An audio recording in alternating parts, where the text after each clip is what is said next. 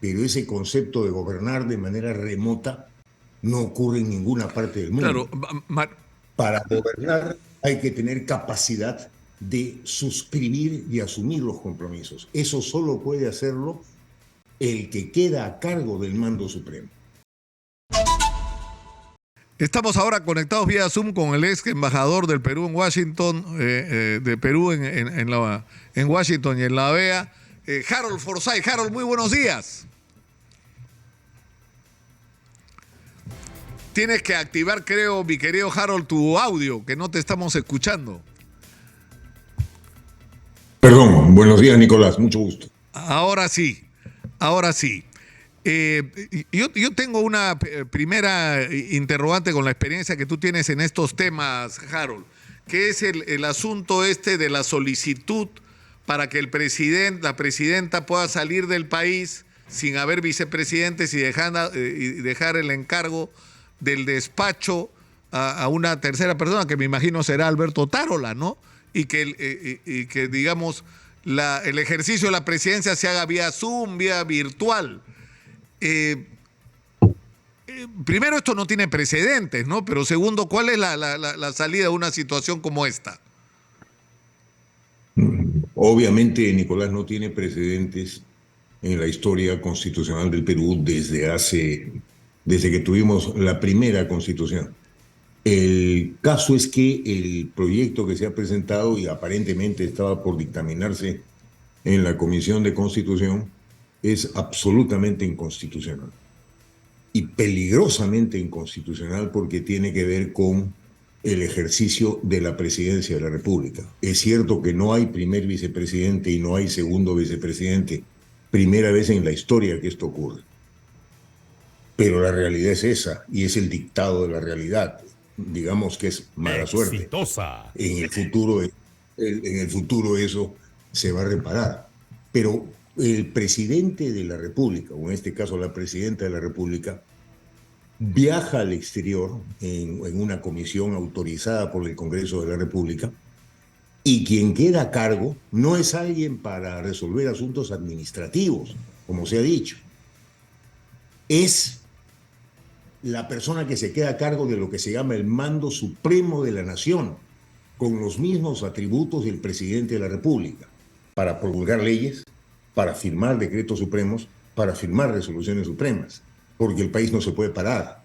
Y se gobierna no con actos administrativos, sino con actos jurídicos.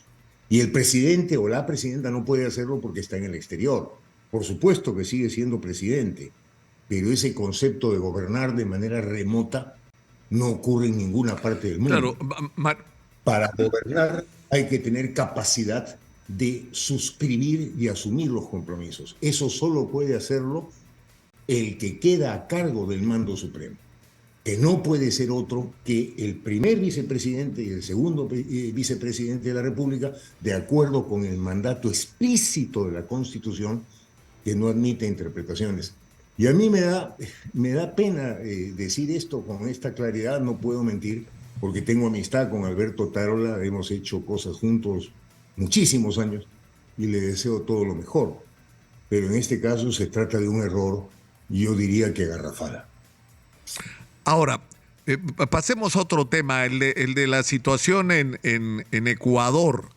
Ya se fijaron las elecciones para el 20 de agosto y se calcula o se prevé que si fuera necesaria una segunda vuelta, esta ocurriría en octubre de este año. Es decir, que en un plazo de 6 meses ya tendríamos como máximo nuevo presidente o presidenta y nueva asamblea en Ecuador. Lo que prueba que esto es posible, ¿no? Porque, digamos, no son muy distintas nuestras realidades. Y más bien nos parecemos mucho en términos del nivel de polarización, de confrontación que se vive tanto en Ecuador como en Perú. ¿Qué es lo que piensas tú de lo que está pasando en Ecuador, Harold? En este instante te digo, pero solo te ruego que me permitas mencionar un punto sobre el tema anterior del desplazamiento del presidente al exterior en la forma como lo han planteado. Si al amparo de esta ley que pretende modificar la Constitución, por lo tanto es inconstitucional, el presidente sale del territorio del Perú, en el futuro ese tema será imputable, porque pierde su condición de presidente constitucional y queda el artículo 46 de la Constitución que dice expresamente que el pueblo tiene derecho a insurgir en defensa del orden constitucional. La Constitución es algo sagrado y con ella no se puede jugar ni se Claro, pueden hacer para cerrar interpretaciones. el círculo de este tema, Sí, Marianela sí. Ledesma, expresidenta del Tribunal Constitucional, dijo que la única forma en que este mecanismo que están proponiendo progrese es producir una reforma constitucional. De otra manera, Sí. la salida de la presidenta amparada en una ley sería una violación constitucional, porque ninguna ley puede estar encima de la Constitución. A la condición de presidente constitucional. Tarde o temprano, en un país como el nuestro, donde las cosas cambian tan rápidamente, eso se va a revelar. Tiene razón la doctora Ledesma. Y yo no he escuchado a ni un solo jurista eh, de peso Exitosa. país que defienda algo así, porque lamentablemente no es algo viable y además es una opción muy grave. El que se queda a cargo del país no es para temas administrativos, se queda a cargo del mando supremo. No puede ser de otra manera. Y gobernar de manera remota, ese la verdad que es un invento que ciertamente no viene al caso. Pero si me preguntaba sobre el tema del Ecuador, ellos tienen, tienes toda la razón, la vida política en el Ecuador es muy dura. Yo creo que era la más dura de América Latina y la más agresiva. Pero ahora los peruanos nos parecemos mucho a ellos, andamos más o menos igual. Ellos tienen un sistema en la Constitución de 2008 que se llama la muerte cruzada. La puede plantear el presidente de la República y eso implica que se cierra el Congreso, pero que también el presidente se va en un plazo de 90 días. Entonces, el Consejo Supremo Electoral, que así se llama ya, convoca elecciones, que ya convocó. Tú me dices que El la 20 de fecha se ha agosto. fijado para el 20 de agosto. Muy bien. El 20 de agosto tendrá que darse eso, pero los asambleístas y el propio presidente pueden volver a postular, pero solamente de cara a la terminación del mandato. En este caso, el presidente Lazo se vuelve a presentar y si gana, se queda 2 años más en el poder. Y hay una primera vuelta y una segunda vuelta que ocurriría, me parece que en octubre tendríamos nuevo presidente, salvo que el nuevo presidente gane en primera vuelta. La situación naturalmente es complicada, pero es una salida perfectamente constitucional y evidentemente lo ha hecho el presidente Lazo porque si no lo hacía, se exponía a que la Asamblea Legislativa del Ecuador lo vaque porque tenían los votos necesarios para hacerlo. Ahora el tema es, Exitosa.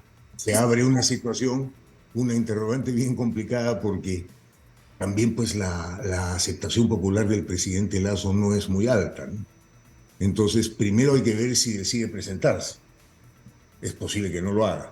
Y segundo, hay que ver que va a ser una competencia muy dura y muy agresiva, pero podemos tener cambios importantes en la hermana república a muy corto plazo, Claro, pero que por supuesto siempre tendrá una incidencia sobre el Perú. claro, ahora lo que a mí me ha llamado la atención es que en medio de todo el deterioro y la polarización hay, digamos, una especie de reserva de responsabilidad, ¿no? Porque la otra posibilidad distinta a esta, al de la muerte cruzada y al que se vayan todos, era la de la confrontación total. Porque eso era lo que venía, es decir, la destitución o no. O sea, si lograban los votos para destituirlo, iba a ser un desmadre. Si no lograban los votos para destituirlo, también iba a ser un desmadre. Entonces, ya, la solución, digamos, democrática y pacífica a la crisis ecuatoriana era el proceso de adelanto de elecciones que la Constitución habilita. Y ahí es donde resulta penoso compararnos, ¿no? Cómo no hemos sido capaces de procesar una situación que no implique incluso la muerte de 60 personas. Sobre todo cuando la muerte de esas personas no se sabe quiénes son los responsables y no se imputa a nadie, absolutamente a nadie. Y mientras eso se mantenga así, el Perú seguirá siendo objeto de un escrutinio internacional muy severo, ¿no? Porque eso no sucede ciertamente, ¿no? Eso es algo que quería preguntarte. Tú eres un hombre conectado por tu propia experiencia personal, por tu trayectoria con el mundo de la diplomacia y la política internacional. No estamos bien vistos afuera, ¿no? O sea, ¿cuál es la imagen que se tiene del Perú en el exterior? No, no hablemos solamente del caso nuestro. En cualquier país donde ocurre un número importante de personas que mueren por acción de la fuerza pública y que pasan 5 meses sin que se tenga ningún conocimiento de quiénes son los responsables, evidentemente la comunidad internacional rechaza.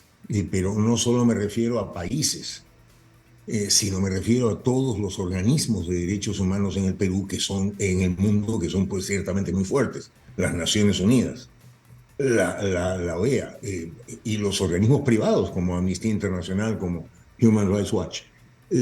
Esas desgracias pueden ocurrirle a cualquiera. En Estados Unidos, por ejemplo, al asalto al Capitolio del 6 de enero del año 2021, murieron 6 personas. Eso fue clarísimamente investigado y los responsables están pagando sus culpas. Esas desgracias pueden pasar. Lo importante es que no puede haber impunidad.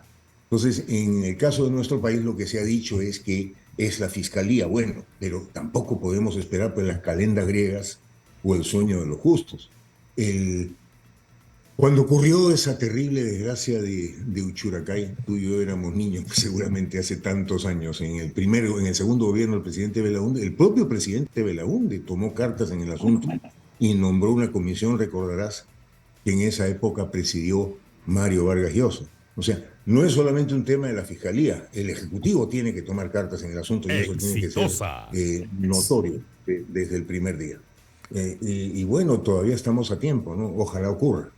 Uno de los grandes temas de la polarización que ha habido en el Perú en los últimos años, es decir, no sé, yo siempre pensé desde un primer momento que la elección de Pedro Castillo, primero había sido una elección legítima, es decir, ¿no? Por lo que decían, no es una opinión que se me ocurrió a mí, sino de la pregunta a los observadores internacionales, a los supervisores, a los propios personeros de los partidos que habían participado en el proceso de control de la elección. Pero lo que se mostraba en ese momento era un país profundamente dividido, que lo que hubiera requerido es un gobierno de encuentro, un gobierno de unidad nacional, un gobierno de concertación, que lamentablemente no ocurrió, como no ocurrió tampoco cuando Dina Boluarte se hizo cargo del gobierno el 7 de diciembre.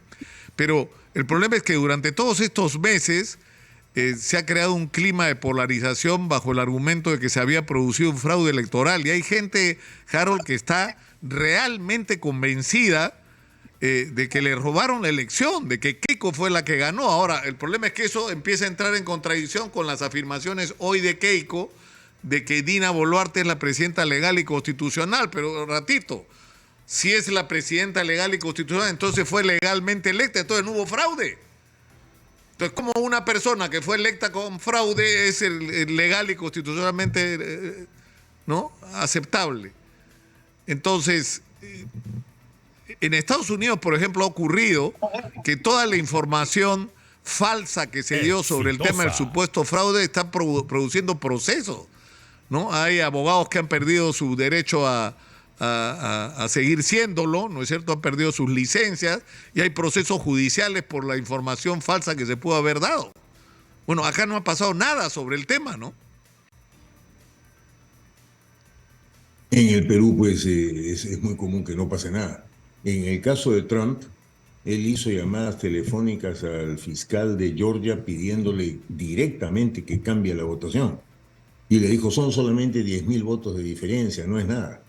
Porque si ganaba en Georgia se llevaba todo el estado. Ese es el sistema electoral de Estados Unidos. Y por eso va a ser procesado muy seriamente, porque eso es atentar contra la voluntad popular. Por supuesto que no hubo fraude y hoy lo reconoce hasta la señora Fujimori, como tú mismo lo has dicho, ¿no? Pero así como la elección de Castillo fue legítima, lo que fue absolutamente ilegítimo obviamente, pues es esa intentona golpista del 7 de diciembre, absolutamente ilegítimo, por lo cual muchos de nosotros eh, decidimos apartarnos por completo.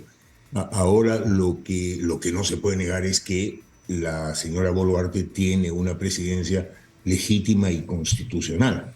Y por el bien de todos, tiene que ser 100% constitucional. Eso significa no presentar proyectos de ley que violan la Constitución y que pueden poner en riesgo o en peligro precisamente su carácter constitucional y legítimo, ¿no? Pero si es que avanzamos en la identificación de los responsables de estas muertes y si es que se difunden más bien paradigmas de unión entre los peruanos, porque estamos demasiado divididos, eh, podemos mirar adelante, recuperar un poquito la confianza en Exitosa. nuestras instituciones y en el futuro inmediato, ¿no?